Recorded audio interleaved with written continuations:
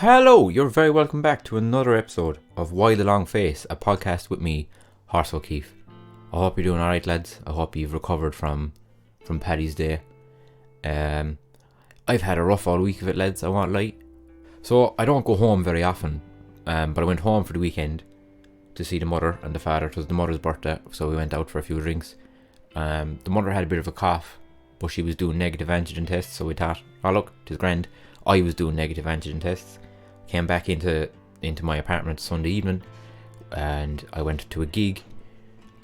Woke up Monday morning, dying after the gig. Went to work, did an antigen test. Oh, I was positive. So I've had COVID all week, and I've been isolating all week. Which, now in fairness, compared to some people, I was generally alright. Like, my chest was quite bad. I had a bit of a cough, but it was more just the isolation itself was what I struggled with the most. Just like not being able to see people, not being able to go out or whatever. But it got me thinking, and it got me thinking about my own mental health and just mental health in general, because obviously I was stuck in a room with pretty much just my thoughts for the entire week. In particular, it got me thinking about men's mental health, and in particular the saying, Asher, I can't complain, I'm grand. There's no fear of me. Like, I spent a good hour, 2 hours just thinking about how often I have said that and how often I've heard other men say it, or other people say it even, and kind of what I think the actual meaning behind that is. Because obviously mental health is kind of at the forefront of a lot of stuff now. People are trying to be more open about their mental health, but I think men's mental health is still a topic that isn't talked about enough, and I definitely think that men do not talk about their mental health enough, if at all. So as always, I'm just going to give a few examples from my own life, or kind of just some stories about mental health and things I have encountered as a man who has struggled with his mental health. I'm going to talk about my movie of the week, obviously, at some point, and then I'm just going to try and give out a bit of advice on how to deal with mental health if you are a man, or if you have a male friend who is struggling with their mental health, or like your husband or your dad or your whoever, whatever relation at all. Just how to try and help, or even how to encourage them maybe to talk. Like, it's no secret. I'm not secretive about it at all. I have struggled with my mental health quite a lot over the years. One story in particular that always stands out, and I laugh at it now, because it is quite funny, in a just like a small town Ireland sort of a way. So I just turned 18, and I've been struggling for like a long time, and I finally decided, no, I need to go and talk to someone about this. I can't keep going on this way. So I was in the doctor's, like my local doctor, because I think me and my dad had a sore throat. That's what it was. So me and my dad both went into the doctor because we both had the same sore throat. So we were both in there. Doctor was like, yeah, we'll sort you with your antibiotics or whatever. Dad got up to leave. I stayed sitting down because I hadn't told Mum that I wanted to talk to anyone. So Dad was kind of like, what are you doing? I was like, oh, I just want to talk to the doctor for 2 seconds. So him and the doctor like looked at each other, and they were like, right, okay, this is weird. But Dad left, and literally the minute that Dad left, I broke down. I just started like sobbing my eyes out, being like, I genuinely think I'm really, really depressed. I don't know what I'm doing. I can't control it. It's just completely like consuming me. So the doctor was like, no, okay, yeah, that's not great. Would you like a number for a counsellor? So I said yes. So the doctor turned around. She was typing away on her computer, like trying to find her list of contacts or whatever, and she kind of started laughing, and I was there thinking to myself, like, why are you laughing? Like, I'm after pouring my heart out to you, bawling my eyes out.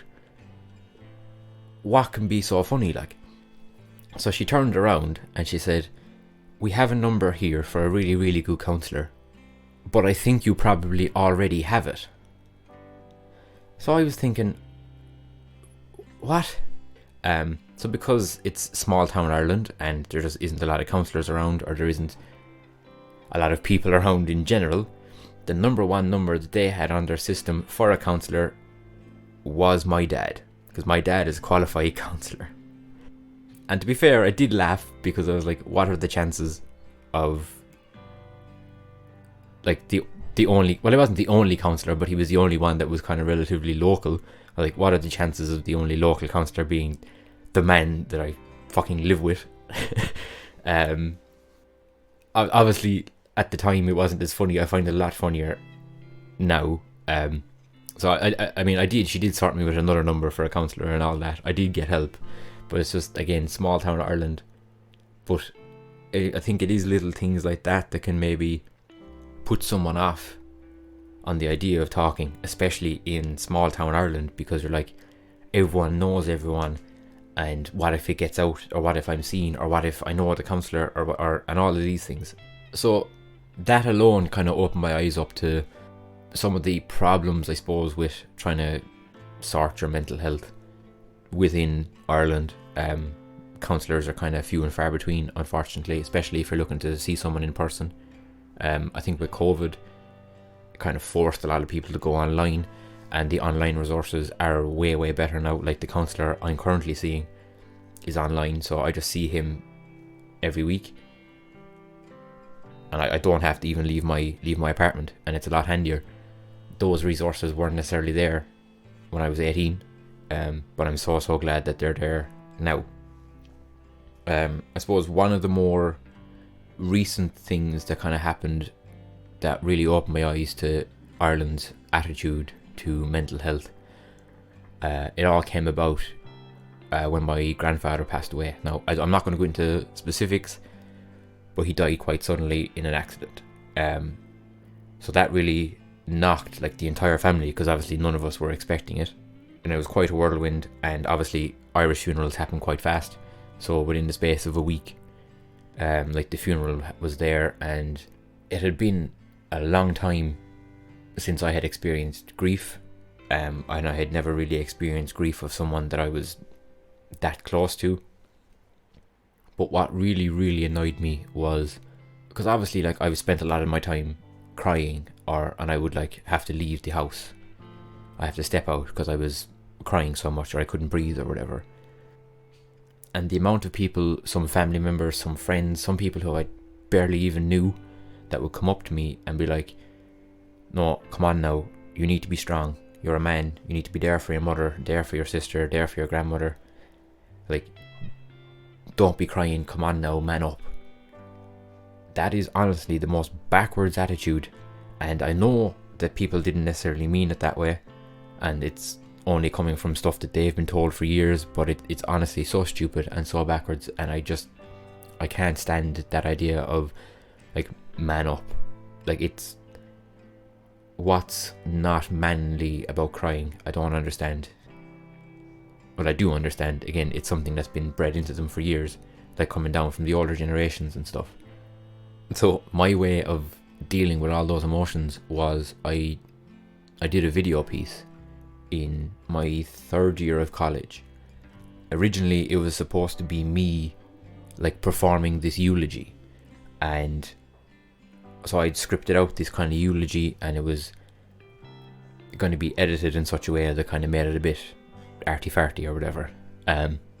So I had a little voice recorder, and I had it here in my room, and I was recording myself, like, saying this eulogy over and over to try and, like, just learn it off by heart. So I had the script in front of me, and I was reading it off, and I got to the end of the script, and I just kept talking. And I got this line, I'm fine because I'm a man, kind of in my head. And it was like, I don't know, have you ever heard of automatic writing? So it's basically where you just start writing, you don't think about what you're writing, you just keep going. It was basically like that, only with my thoughts.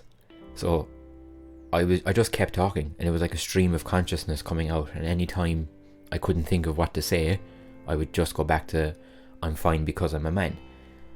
So I ended up having about 4 minutes of pure like emotions and pure thoughts just straight out. And I ended up taking that and using that as the voiceover for this video piece. So when I went into college and I showed it to my tutors, they were expecting to see me like in like a shirt and tie doing this whole eulogy piece. Instead it was like me like smoking a fag and like having a drink and just sitting down and doing all these monotonous things, which is basically what I did when I was grieving. So I played it for him. I was really nervous because I was like, I don't know, is this powerful? I don't know, is this relevant? I don't know, are they going to like this? Are they going to tear it apart? I was like, I don't think I can do that voiceover again the same way that I did it, if they want me to. So I played the video, and when I finished, I turned around and one of my tutors was crying, which I suppose is probably a weird thing to be proud of, but it ended up like being used in one of our exhibitions. I basically had a room to myself and it was projected up on this massive screen.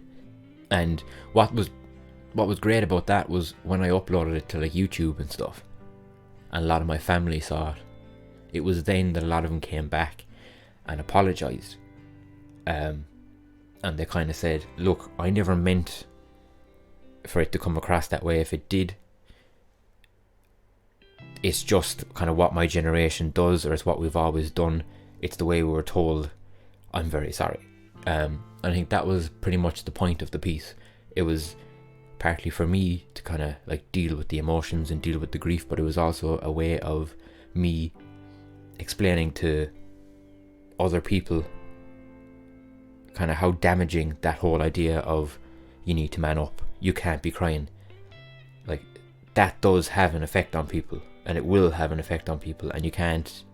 I think people need to really think about what they're saying in the moment, especially when someone is vulnerable, because at the time I was taking all that on. I was trying to hold in my tears and hold in my grief, and that wasn't good for me. It wasn't good for anyone, because all that would happen was it would then completely flow over.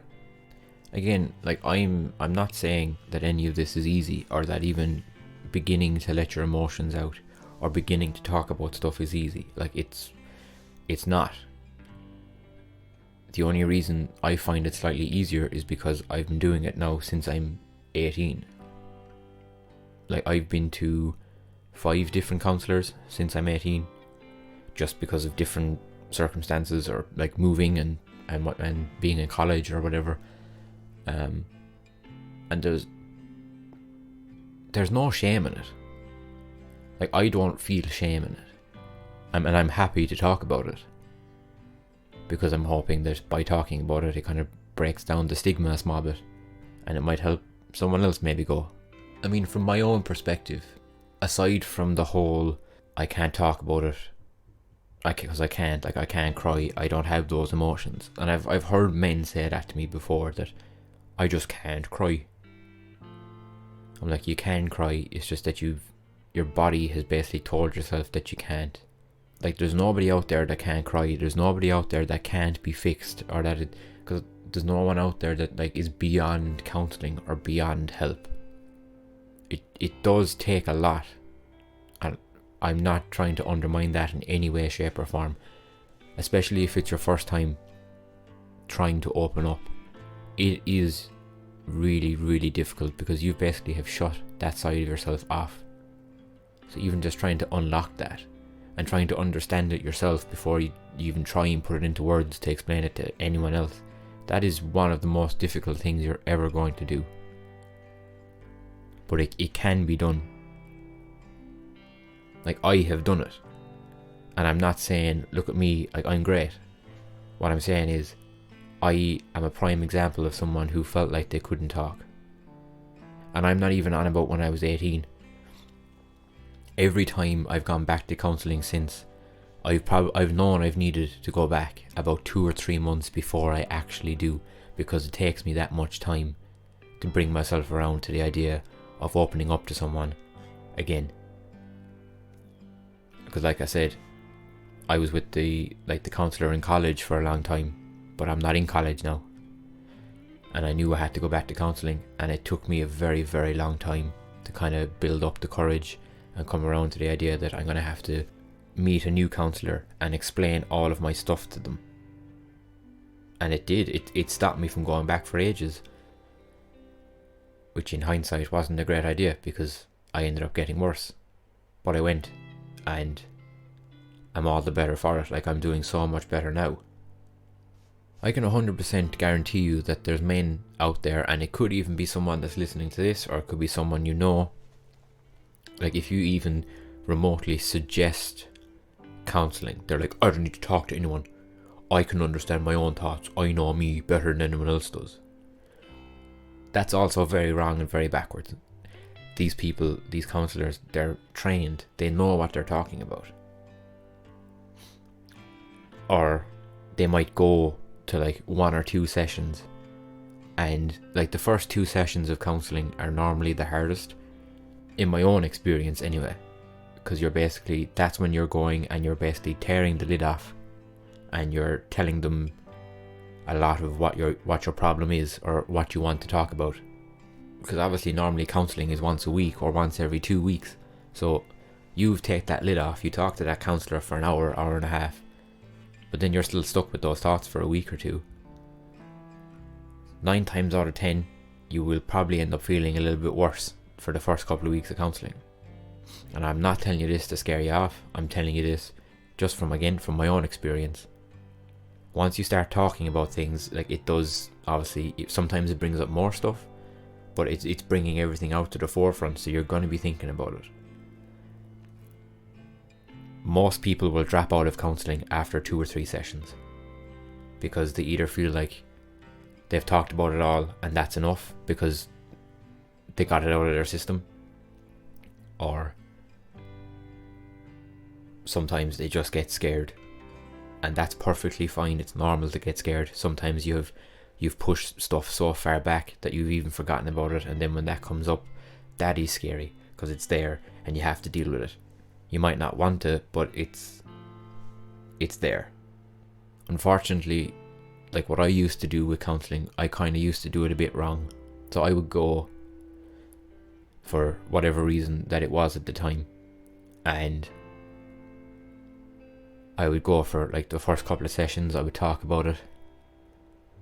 Then session 4 or 5, I'd start kind of figuring out how to move past it, or how to deal with it, or how to accept it, depending on what the problem was. And then kind of session 6 and 7, I would instantly just kind of feel a little bit better, and I kind of felt like I got like a little buzz or a little high off knowing that, okay, I've dealt with this problem now. But unfortunately, if you have a mental health problem, whether it's anxiety or depression or anything else, it doesn't go away. You have it. You don't cure it. You don't get rid of it. You learn to live with it, or you learn how to control it. I wasn't doing that. I was basically doing the quick fixes. I was like throwing a bit of WD-40 on it, or throwing a bit of duct tape onto it and saying it was grand. But then a month or 2 down the line, something else would happen that would basically knock the mental health again, and then I'd be back to square one and I'd have to go back to counselling. Again, nothing wrong with having to go back to counselling, but I finally realised that this time when I went back, that I needed to do it a bit different. I needed to learn how to control it, how to control my thoughts and how to control my emotions, so that when something new occurs, I can handle it myself. So just to kind of break it up a small bit now, I'm going to do my movie of the week. This week was actually way harder because obviously I was off. I was in isolation. So I watched a fuck ton of movies. So it was kind of hard to just pick one. But the film I've gone with is Demolition, and it actually is kind of fitting for my topic this week. So Demolition is about a guy who loses his wife in an accident, and then it's just about like the months afterwards, like him trying to process his emotions. But what I really liked about it was that it was one of these films that didn't just do grief and sadness in the whole kind of cliche film tropey way of, oh, he's sad, he's sitting in the rain and he's crying. Like, this guy was a lot more about like the quiet moments and the anger and the trying to accept that the person is gone. Because a couple of weeks back I had said I've never really seen a film that has done mental health right. This one was pretty close. Like, the whole name Demolition, it comes from the fact that the man starts going around and just like busting stuff up and taking stuff apart, and that's his way of grieving. It's his way of trying to process things and try and fix things, because he couldn't control that his partner was gone, but he could control, say, the clock or the coffee machine or the whatever it is that he decides to take apart. It is quite heavy. Like, I found it quite heavy. So again, if you don't feel able to watch quite a very heavy, dense, emotional film, I wouldn't watch it. But if you want to see a really accurate portrayal of a man grieving and going through some mental health stuff, I would highly, highly recommend that you watch Demolition. So, as always, I'm going to try and give out some bit of advice, but I'm going to do it in 2 sections. So the first part is specifically for the men who are going through a tough time with their mental health. Firstly, you're not alone. I know it might feel that way. I have no idea what you're going through. You could be going through something extremely, extremely specific. But when I say you're not alone, what I mean is you're not alone in feeling sad, in feeling angry, in feeling like you've got no control. I can assure you, you're not the only person to have ever felt it. You're not the only person to feel it right now. And that's not me trying to like diminish your feelings or devalue what you're feeling. That is just a fact. I know when you're in the middle of it, you feel so lonely and you feel like no one else in the world understands you, but I can promise you, you are not alone. Even if you feel like no one around you understands you, I'm here. I have been through it. I understand you. Secondly, it is okay to not be okay. And I realise that that's something that's said a lot. But again, when you're in the middle of it, you feel like no one has ever felt this way. You feel like there's something wrong with you that you feel this way. You can start to beat yourself up. You can be like, whoa, someone has it worse than I do. Like, I'm just sad because of my job, or I'm just sad because I've lost someone, or I'm just sad because of a breakup, or I'm just sad because of whatever. Other people have it worse. That doesn't matter. That is not a helpful line of thought in any way, shape or form. Do not compare yourself to others, because fair enough, others may have it worse if that's what your opinion is, but others aren't living your life. Just because I'm going through something and you're going through something, it doesn't devalue what you're going through. It doesn't devalue what I'm going through. It's 2 separate things. It's 2 separate lives. And lastly, I suppose the most important part, it is perfectly okay to talk. There is nothing wrong with talking.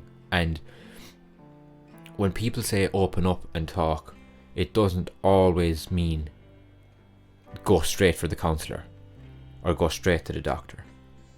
It can mean tell anyone, tell your partner, tell a friend, tell your mother, tell your granddad, tell a priest, tell a stranger in a shop if you have to. It's about opening up the dialogue. Because I know it's an old saying, and I know that a problem shared is a problem halved, and it genuinely is.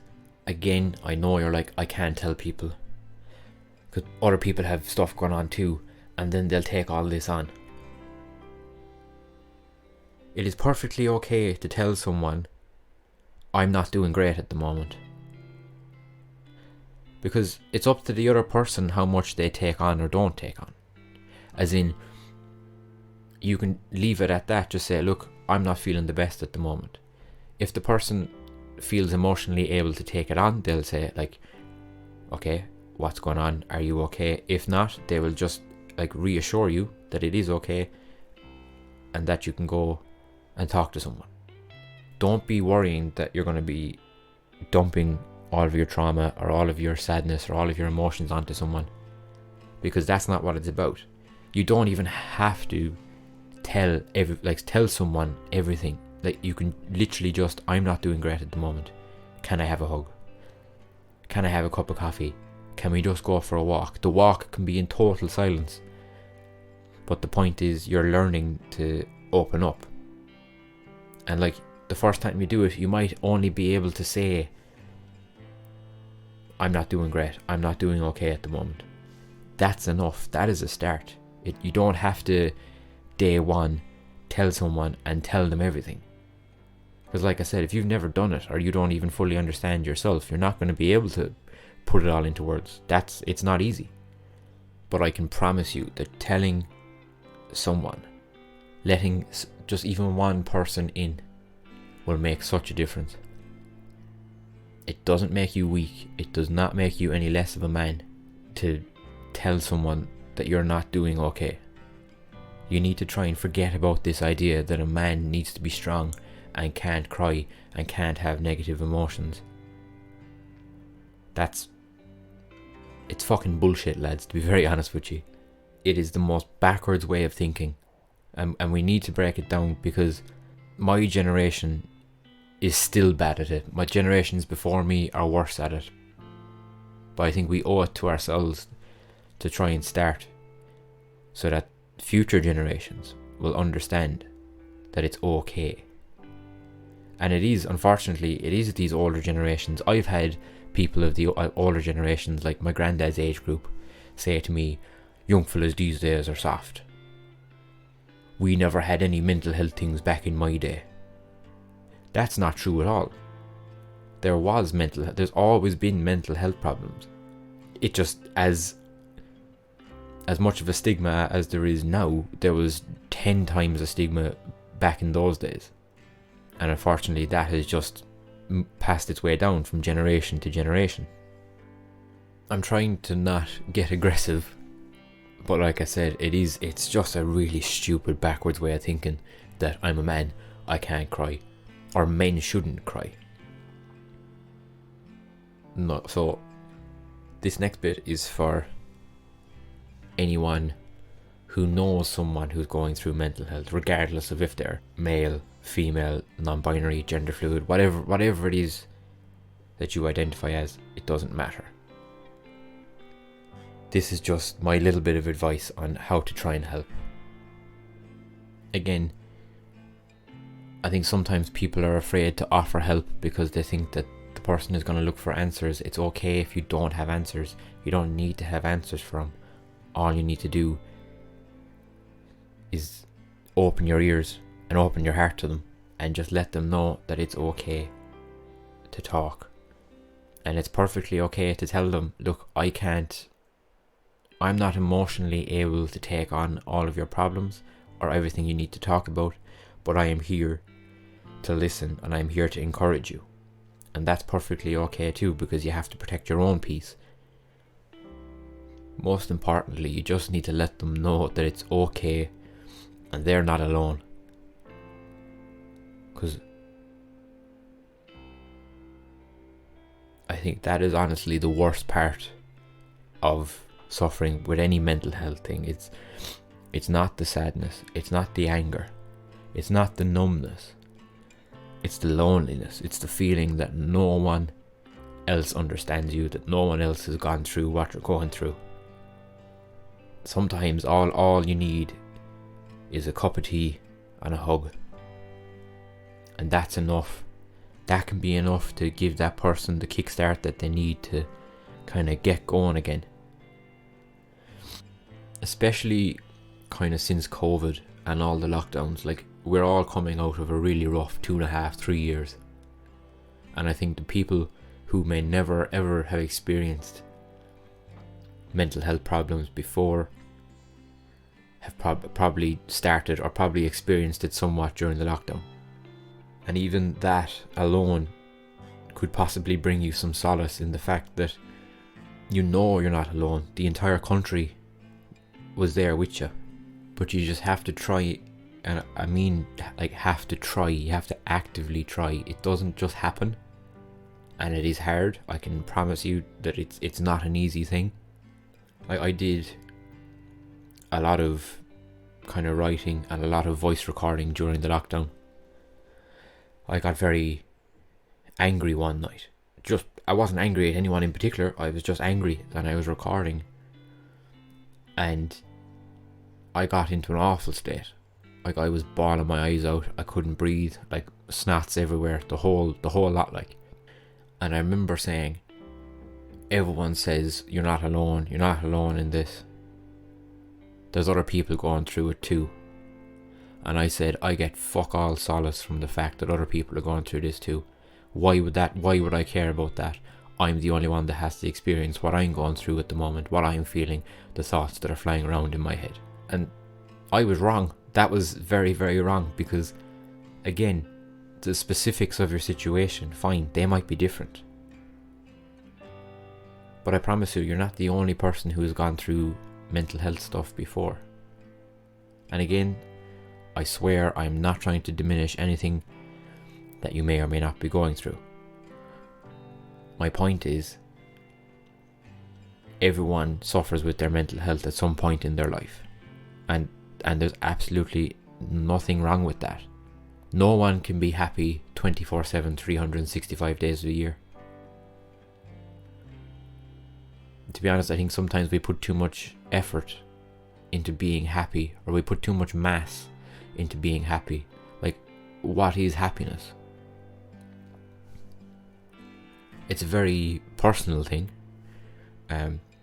I used to strive for happiness. I used to tell all my counsellors, I want to be happy. But when they asked me what was happiness, I couldn't explain it to them. I think happy is a very, very strong emotion to strive for, to be happy all the time. So I've changed it. I've changed my internal dialogue so that I no longer strive for happiness. I strive for contentment. Because if I can be content in what I'm doing every day, and be content in myself, then I'll just be at peace. Like this last round of counselling that I've been through, that's been my mantra, I suppose, that I'm striving for contentment. When people ask me how am I doing, I no longer want to say, Asher, I'm grand. I no longer want to say, Asher, I can't complain, and if I did, sure no one would listen anyway. Because I don't think that they're just sayings. I think you go from saying, oh yeah, I'm doing good, to I'm doing grand, to I can't complain. And I could be totally wrong. You might just say, I can't complain, and sure no one will listen to me anyway. You might just say it as a joke, and that's perfectly fine. But I've realised myself that when I'm saying those things, I don't mean them as a joke. That means that I'm kind of on a decline. Like, my counsellor asked me last week, how am I doing? And I'm pretty sure for every session that I've had, I've told him, yeah, I'm doing fine. Or I'm doing okay. But last week I said, I'm not even doing fine anymore. I'm not even doing okay. I'm actively okay. I'm actively doing good. And it's because of talking. It's because of letting my guard down. It's because I've let my emotions out. I had one session with this counsellor where I'm pretty sure he didn't understand a word I said, because all I was doing was crying. And yeah, after it, like immediately after it, I felt really rough. I felt so drained. But it's so therapeutic to just get it out. Like, even just that, even finding a way of getting it out, whether it is talking to a counsellor, or talking to yourself, or spending half an hour punching a punching bag, or running out, just going for a run into the middle of a forest and scream your lungs out. I've done that too. It hurts, but it is oddly therapeutic, because it's all about finding ways of coping. It's not a case of once you let the lid, like once you take the lid off and you start talking about things, it's not like because they're out, they're going to follow you around forever. You talk about them, you learn how to deal with them, and you put them to rest. In a way, talking about your emotions is kind of like grieving, because you have these different stages, and it's in no way linear. So you go through sadness. I'm sad that I feel this way, or I'm sad about this. Then you have anger. So you get angry that you feel this way. You're angry at yourself because you're like, why do I feel like this? And then eventually you move on to the acceptance. You accept the thing that's happened, or you accept the situation. And then slowly it just becomes a little easier. You find it a little bit easier to fall to sleep at night. You find it a little bit easier to finish off your dinner. Slowly you might start going for walks again. Or your job becomes a little bit easier. Or you just start to enjoy the little things just a small bit more. And then before you know it, you're feeling million times better. Like I said already, it is not easy. It is one of the toughest things you'll ever go through.